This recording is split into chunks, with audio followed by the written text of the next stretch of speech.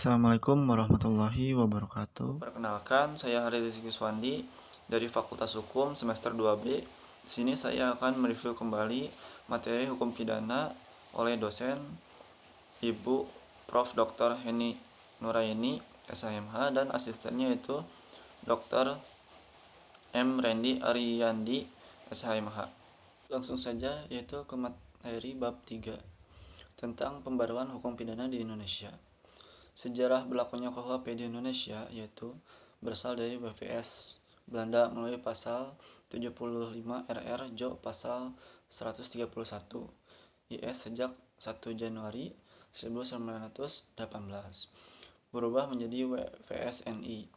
Selanjutnya melalui Undang-Undang Nomor 1 tahun 1946 WVS-NI berubah menjadi KUHP.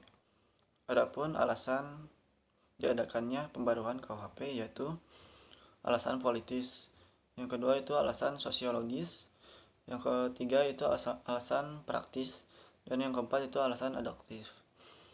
Adapun cara melakukan pembaruan KUHP yaitu dengan cara kriminalisasi, dekriminalisasi, rekriminalisasi, depenalisasi, dan mitigating.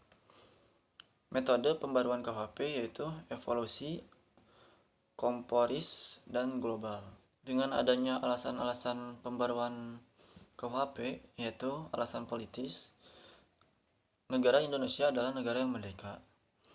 Oleh karena itu, sudah sewajarnya kalau memiliki KUHP yang bersifat nasional, yang merupakan hasil ciptaan bangsa Indonesia sendiri. Alasan sosiologisnya yaitu dalam KUHP warisan kolonial Belanda masih ditemukan atau terdapat nilai-nilai budaya dan agama di Indonesia yang tidak diatur dalam KUHP, bahkan tidak mendapatkan pengaturan. Alasan praktisnya yaitu karena dewasa ini masih banyak sarjana hukum di Indonesia yang tidak mengerti atau menguasai bahasa Belanda secara lancar. Padahal teks resmi yang asli dari WVS-NI adalah bahasa Belanda. Alasan adaptifnya yaitu sebagai bagian dari bangsa-bangsa di dunia, Indonesia wajib memperhatikan asas-asas dan nilai-nilai sifatnya universal secara internasional. Ada pula cara-cara melakukan pembaruan KUHP.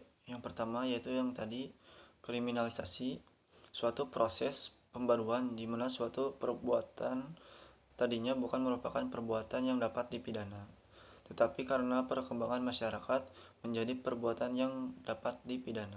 Yang kedua itu dekriminalisasi, yaitu suatu proses pembaruan yang tadi suatu perbuatan itu dapat dipidana karena perkembangan masyarakat menjadi perbuatan yang tidak dapat dipidana. Yang ketiga itu rekriminalisasi, yaitu suatu perbuatan yang tadinya dapat dipidana karena perkembangan masyarakat menjadi tidak dapat dipidana, kemudian karena perkembangan masyarakat pula maka perbuatan tersebut menjadi dapat dipidana kembali. Yang keempat itu depenalisasi, yaitu suatu proses yang tadinya perbuatan itu dapat diancam pidana, kemudian ancaman pidananya hilang dan masih dimungkinkan untuk diganti dengan sanksi misalnya.